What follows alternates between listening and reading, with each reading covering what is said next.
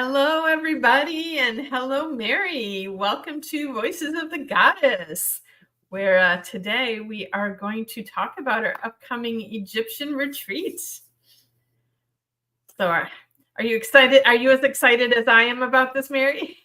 I am. I'm extremely excited. It's like jumping up for joy. So, you just got back from Egypt a couple weeks ago. How were things over there? Well, yes, I just got back the first week in April, and everything in Egypt was beautiful. I mean, copacetic. The tour, there were a lot of tour groups there. We did some amazing things as usual. The idea was that I had a smaller group than some of these large tour groups, so we can get in and out of places faster. We can do more, and we're, kind of like more, it's like having more deep time, the immersion time inside the temples, which I really like to do. We're not so much on the clock over there in Egypt. So yeah, my friends, we made new friends, of course, as always. We saw our old friends. There was a lot of returning people on this trip with me that had been to Egypt before, and it was just, it was like homecoming. It was great, and the weather was great. There was no tension having to do with any political or kind of more intense scenarios going on in the Middle East. We had none of that in Egypt, which was fantastic. And everyone was very happy to see us because we're their American friends and they love us. Just want to give a quick shout out to Kat, who's saying hi. So hi and welcome. Hi, Kat. She just got back from France and she's scheduled to go on one of our trips to Egypt someday as well. Beautiful, beautiful. So can you tell our audience that may be interested in joining us this November, can you give them like a brief itinerary? What are we gonna see and do when we're over there this time? Well, this itinerary is called In the Footsteps of the Goddess. And basically what we're doing is an in-depth look, and it's almost like an initiation in each temple. So we're going to be going to the main temples of Hathor at Dendera. We're going to spend an overnight visit at Abydos, which is exceptional. I mean, it's like you're in another world there. We're going to do the Giza Plateau, the new museum. We're going to be doing the pyramids. We're going to be spending some quality time at Saqqara, because at the beginning of our tour on November 15th, it's a full moon in Taurus. So I like to be on the Giza Plateau so that when that full moon comes up, we can actually see it over the pyramids and then spend the time either on the Giza Plateau itself for the full moon or going out to Saqqara, where it is the healing temple of, I consider it, of all of Egypt. Now, all of the temples in Egypt are healing. They all have their own frequency and they all have their own use in terms of how the initiates moved through them and what they learned and the wisdom that was taught there. Saqqara, I believe personally, has a strong connection to Atlantis, and how some of the Edgar Cayce writings talk about how the Temple Beautiful of Atlantis was actually carried on in Saqqara, because Saqqara was, as we know, the first capital of ancient Egypt there in Memphis, and it's got a long lineage in terms of the history of Egypt. Now, again, we have a kind of linear, historical, accurate history that goes by the timeline of the third dimensional world. And then we have more of an esoteric history of Egypt, which goes back into the annals of time. And most of that we'll be looking at Abydos specifically, which goes back way, way back. And Saqqara also, those two places where we kind of begin the tour in Saqqara and end the tour in Abydos and Luxor. And then, of course, we have the Great Pyramids and the Sphinx, which to me, the Sphinx is, my calling card for Egypt. It's one of the reasons why I first went there.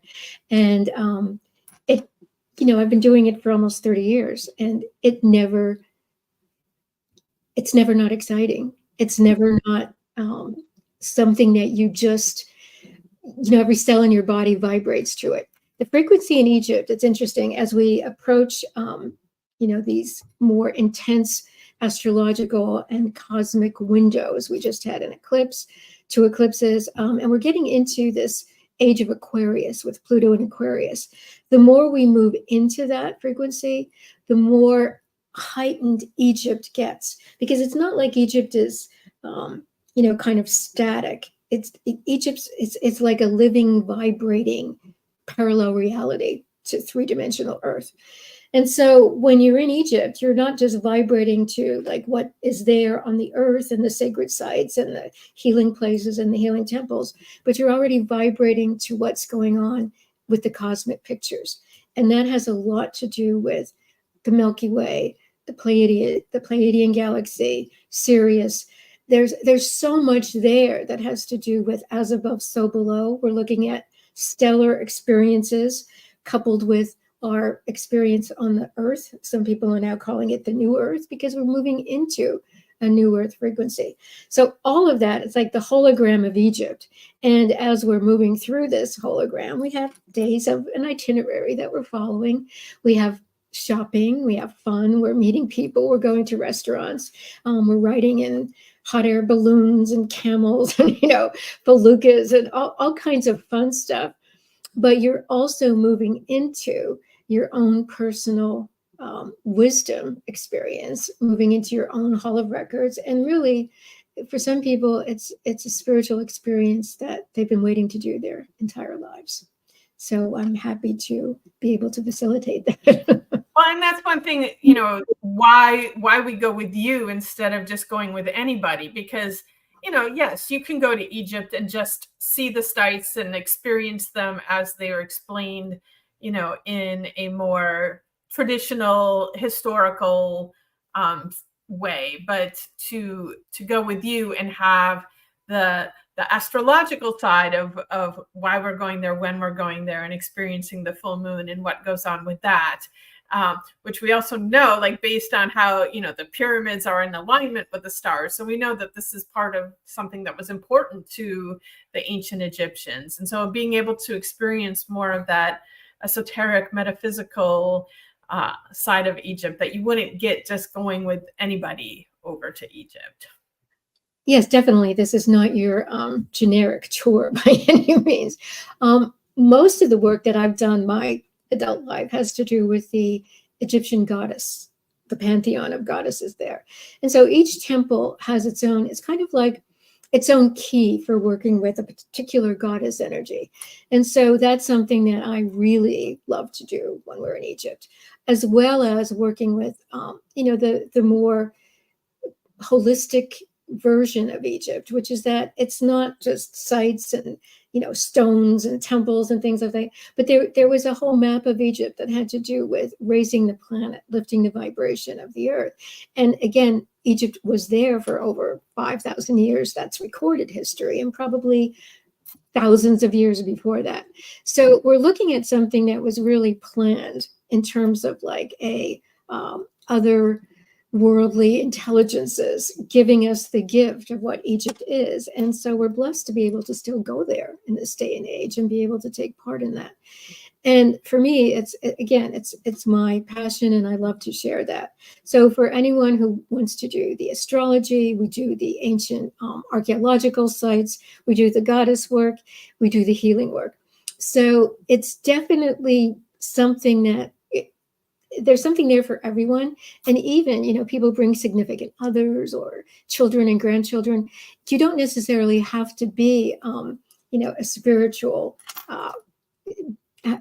light worker to go on these trips, because as I said, there's something for everyone. And you might turn into a spiritual light worker if you go to Egypt. There's always that possibility. But one of the things I like to do is that I'm very Aquarian in the way I approach things. And it's like, you can, as long as you don't break any laws over there, you're pretty much free to do as you choose. In other words, I'm not walking you through the temples, kind of saying, well, this has to be this way, this has to be that way. No, I want you to feel free to explore and feel the temples and let the temples speak to you, because that's how I first experienced Egypt. When I was there as a student, I would go and say, oh, yes, I'm doing my homework in this particular temple, or I'm, studying this. And I would just sit there and meditate for hours. And no one bothered me because I had a little notebook in my lap and a pen, and I looked like I was writing. But the idea was I would just let that site talk to me. And that's really how I got both sides of Egypt. My little right and left brain was learning it from the Egyptologist and the archaeologist while I was there, and then also feeling the temples and letting those goddesses speak and letting those, ancient echoes just, go through my body. And again, I feel very blessed that I'm still able to do that after 30 years or however it's been. So we're talking about the goddesses and temples. And so can you tell us a little bit about Sekhmet's temple in Karnak? Yes. Now, one of my favorite temples, in fact, it's like asking about your favorite child. It's really hard to pick out one.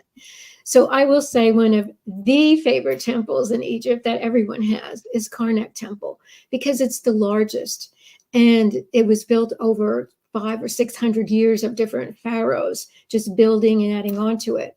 And people call it like the Vatican City of ancient Egypt, because it was a very, very, very powerful priesthood during the New Kingdom.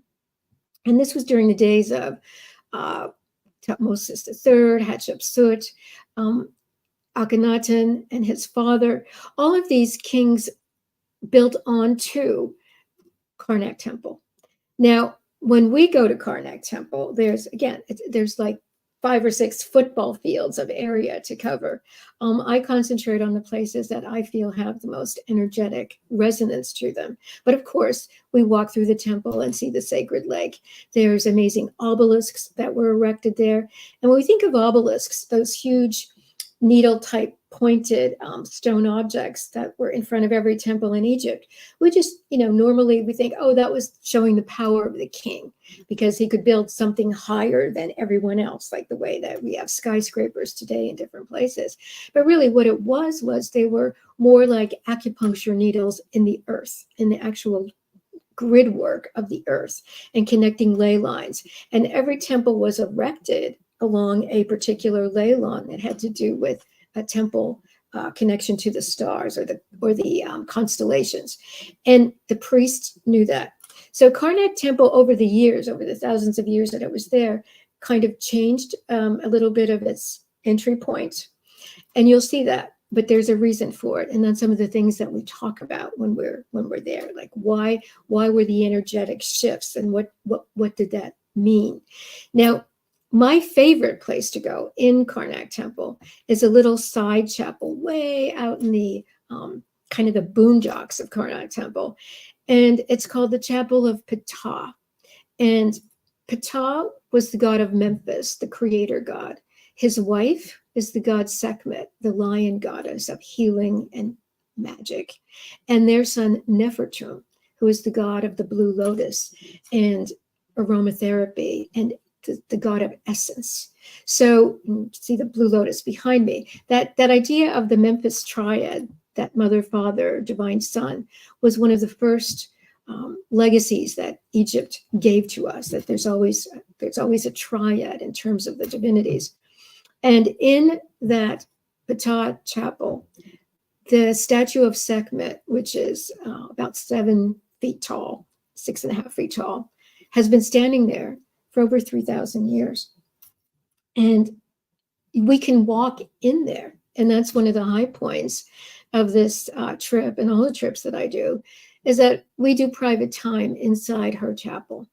And again, it's one of those things where you feel it. And very few people walk out of there not feeling anything. But, I've had some people who've gone in and, sat there respectfully, taken their pictures and walked out. Now, they don't seem to have been overwhelmed. But again, I don't know what happens to them, afterwards when they're home or what happens in their lives. But there's something about that particular statue of Sekhmet that's been standing in the same place for all those years that the power and the energy when you first walk in there, at least for me, it feels almost like you're walking into a nuclear reactor or something. It's like your Kundalini responds to it. And I feel that although she's very fierce, and the ancient Egyptians kind of feared her because she was the goddess having to do with the blood mysteries of war and famine and plagues and things of that nature. She was a very serious goddess. You didn't mess with her. When I'm standing there in front of her, I feel a lot of compassion. And I feel that she's connected to a sense of the way the lioness protects her cubs. It's like she's fierce, but she's protective. And she's also very, very compassionate. And her priests and priestesses were very much schooled in what we would consider shamanism. It's like the idea of working with the unseen realms. The priests and priestesses of Sekhmet were very skilled in what we would consider exorcisms. They were skilled in psychic surgery. They were skilled in emotional, psychological, and physical healing. And usually you would go to see the Sekhmet priests when there was no other recourse. It's like, everyone else had tried to, help you, and really this was the last resort. And so that's another reason why, the later Egyptians kind of just relegated her to the realms of magic. And sometimes, especially the ones that came after the ancient Egyptians, the ones who conquered Egypt later and had different religions and different cultures, they feared her because they thought that she was, she had to do with blood and sacrifices and things of that nature. It wasn't so much that, it's just that she was working on those areas that had to do with birth, death, childbirth, plagues. And in fact, the father of Akhenaten, Amenhotep III, his temple, which we'll see, it's an open air temple over there on the West Bank in Luxor, they found something like 200 or 300 statues of Sekhmet buried in that temple to ward off plagues during that time. So she has a really interesting history. She's one that in my particular life, I always go to when I need a miracle, which is often. And so far, she's always come through pretty much. And I'm sure you have your experiences with her, as everyone has who's been on one of these trips. So I don't know if you want to share anything, but for me, she's totally the compassionate but fierce, loving mother. Yeah, my experience was very interesting. That first time we went, so I first went to Egypt with Mary in 2017 when I was turning 50. I was like, this is my birthday present to myself. So I don't know how I'm getting there. I don't have the money I need in my bank account, but I'm going, whether I have to rob a bank, start a GoFundMe, or beg my dad to pay for it. I was going. As soon as I made that declaration, the money, an opportunity to teach a class and get what I was going to get paid to teach that class was going to cover exactly what I needed to get to Egypt. So the magic was happening even before I got there. But just you and I went alone on that trip. And, one of the things that I do when I'm in Egypt, before I go to bed each night, I just sit and meditate. And, I have spirit guides that I've been connecting with for years and years. And so I would just, tune in and ask them for any messages they had for me about the day. And that day, after we had visited Sekhmet, I asked my spirit guides, and bring in Sekhmet. I would love a message from Sekhmet. And they said to me, you are Sekhmet. And I'm like, stop it. That's crazy talk. And they just kept insisting. And so finally I was like, fine, I'm Sekhmet. And they said, yes, you are. And I'm still like, well, this is weird. I have no idea what this means. Because honestly, too, I didn't even know who Sekhmet was before that day.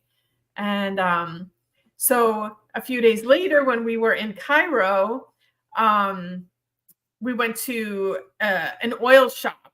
and the guy was having us play with the energy, and he was like, your energy ball is too big, you can't feel it. And I'm like, yes, I can. And for whatever reason, you told me, oh, show him the picture of you and Sekhmet, because when we were in the temple, I had like straddled her feet and just kind of gently touched my back against her. And I was like, oh my God, this is so amazing. And so I showed him the picture, and he goes, Sekhmet walked into you there. And I was like, oh, maybe that's why my guides are telling me I am Sekhmet.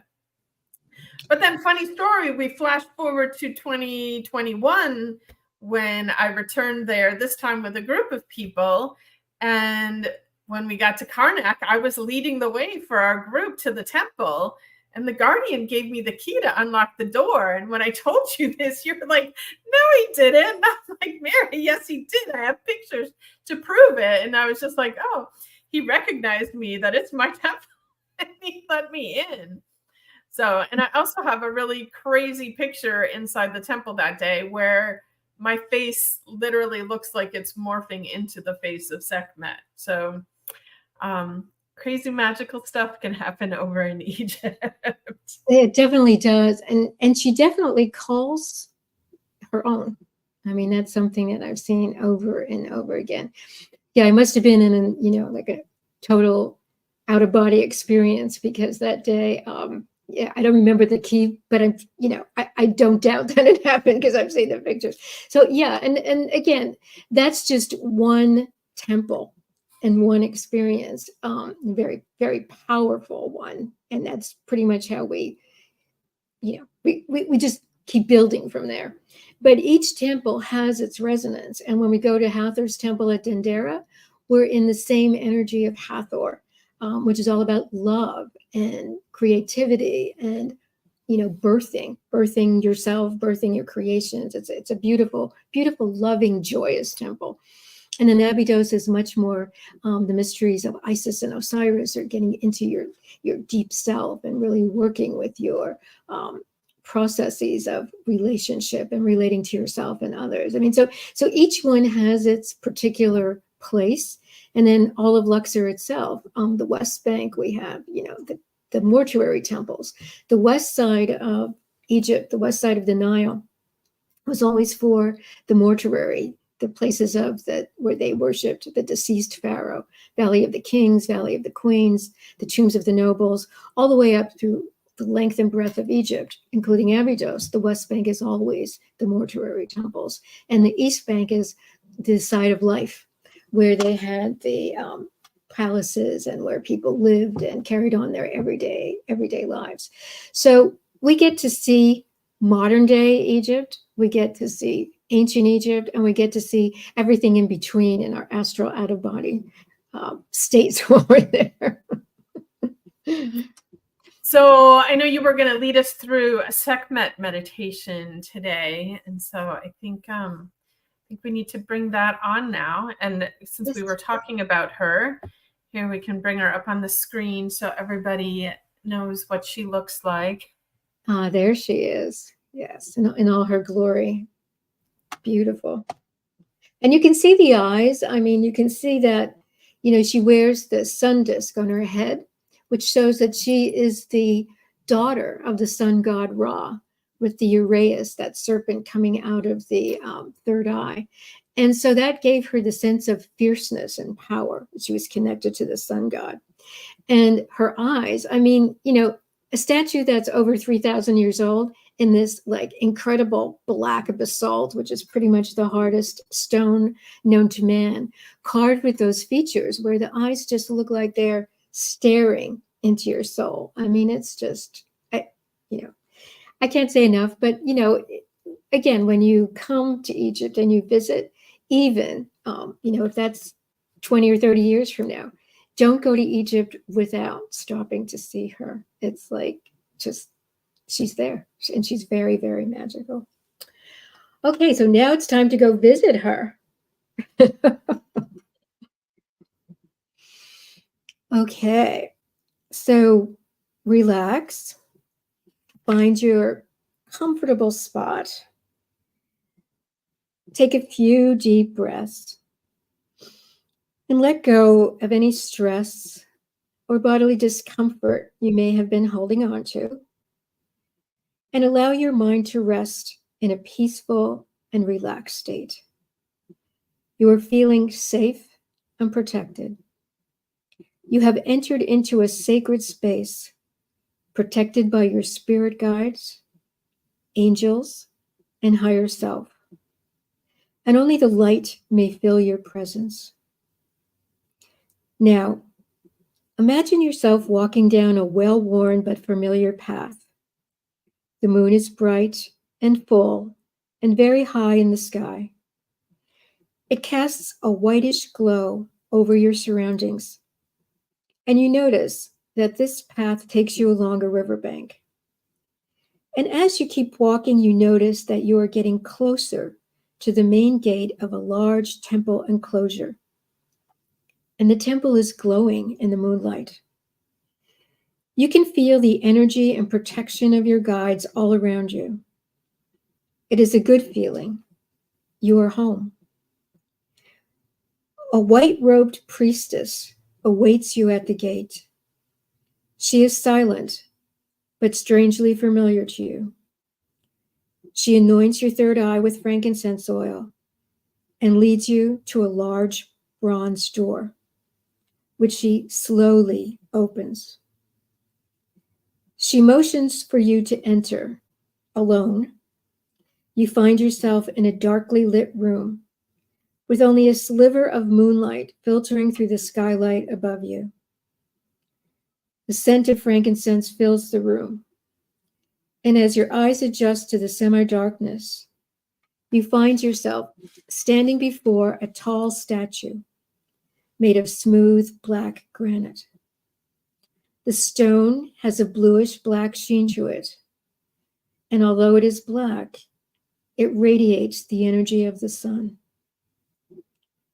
You can feel a warm energy current moving up your spine, and it draws you to move closer to the lifelike figure standing before you. You realize you are now standing before the goddess Sekhmet, with her beautiful lion face and perfectly proportioned woman's body. She is wearing the sun disk on her head, for she is the daughter of the sun god Ra in all her power and radiance. In one hand, she carries a lotus staff, the symbol of healing and regenerative powers. And in the other hand, she holds the Ankh, the key of life, the symbol of her connection to the female mysteries. Life, birth, and all in between. She stands a full head taller than you, and as her eyes seem to gaze down upon your face, you can see your own reflection in her eyes. You feel safe with her, but you also know that you cannot keep any secrets from her. For just like a good and protective mother, she can see deeply into your heart. She can feel your burdens. She can sense your pain, grief, and sorrow. And with her power of transmutation, she can assist you in releasing it all now. She tells you that she is here to assist you in cutting the cords that bind you and hold you to the past. But you must be willing to let go. She can assist you in releasing old hurts and betrayals. But you must be willing to forgive yourself and to forgive others. She can devour past trauma and assist you in shedding outworn layers of cellular memory. For she knows the shamanic realms of magic and manifestation. She can help you if you are willing to know yourself. So now, she says you may ask for your heart's desire. So spend a few moments communing with her in your own way.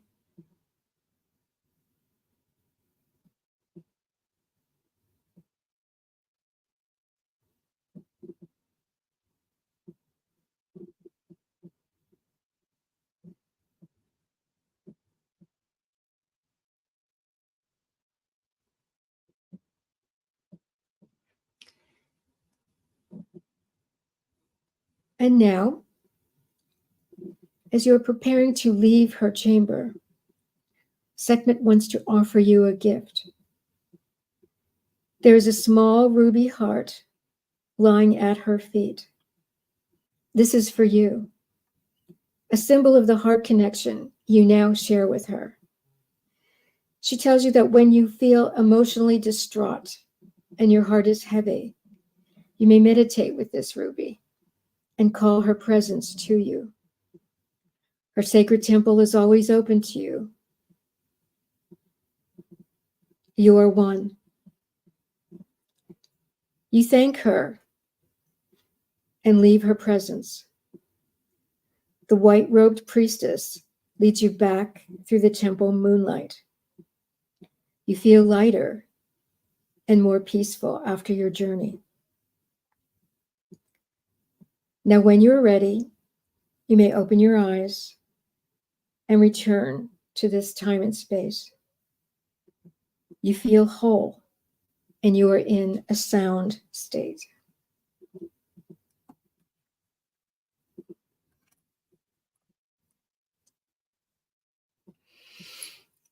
Yeah, that was good. She's with us. She's with you.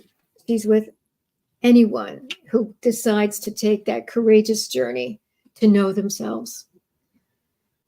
Because there's no going forward unless you know yourself. Yeah. So I put up on the screen here, anybody who's interested in joining us November, you can go check out the webpage to see all the details of everywhere we're going to go, everything we're going to do.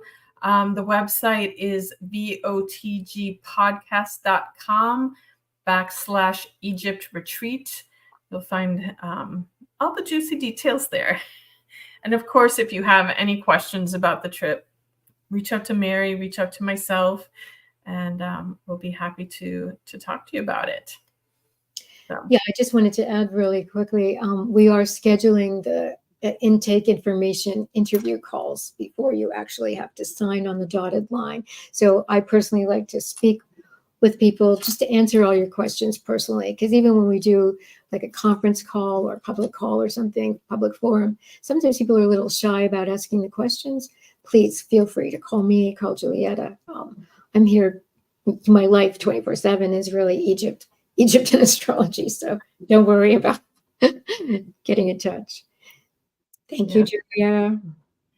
Thank you. And we will be doing more of these little lives before we leave Egypt, just to talk about the different things so people, have a good idea of what to expect. And because I know, like, I'm a Sagittarius, so I want to travel all the time and go everywhere. And so for me, the thought of going to Egypt is no big deal. But I know for some people out there, Egypt's calling, but they're still afraid. They're still nervous. So we're going to make it easy for you and just help you get feeling comfortable, getting familiar. And, Mary's been going there forever. She just got back from there. It's a very safe space to go. And if Egypt's calling you, you need to listen.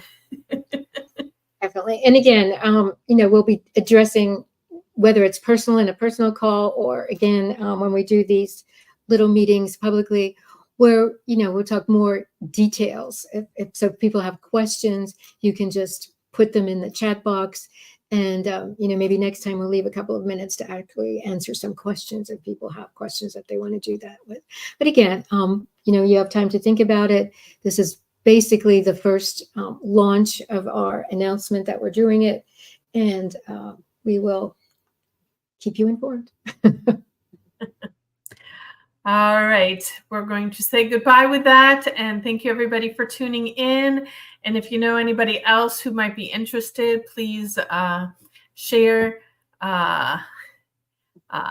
with anybody that you think might be interested in Egypt. We'd love for them to join us. And Kat, I see you are interested. I hope to see you on the trip in November with us. Beautiful. Very beautiful. Thank you, everyone. Thank you, Julietta. Thank you, Sekhmet. Yes, and thank you, Sekhmet. All right. Have a magical day, everyone.